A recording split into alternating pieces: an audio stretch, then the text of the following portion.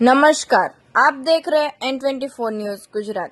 सूरत शहर में प्रोहिबिशन का गणनीय केस खोज निकालती सूरत शहर गोड़ादरा पुलिस कमिश्नर श्री अनुपम सिंह गहलोत साहेब तथा खास पुलिस कमिश्नर श्री वाबांग जामीर साहेब सेक्टर 1 तथा भगीरथ गढ़वी साहेब नायब पुलिस कमिश्नर साहेब श्री जोन 2 तथा सहायनीय police commissioner Shri V.M. Jadeja साहेब डी डिवीजन सूरत शहर ने प्रोही तथा जुए की प्रवृत्ति नेस्तनाबूद करने के लिए सूचना दी गई थी, जिस सूचना के आधार पर पीआई श्री H.S. आचार्य साहेब गोड़ादरा पुलिस स्टेशन के मार्गदर्शन द्वारा पीएसआई श्री J.S. रामानंदी साहेब तथा सर्वेलेंस इंचार्ज ASI के.D. राठौड़ साहेब के सर्वेलेंस स्टाफ पुलिस स्टेशन विस्तार में पेट्रोलिंग में थे।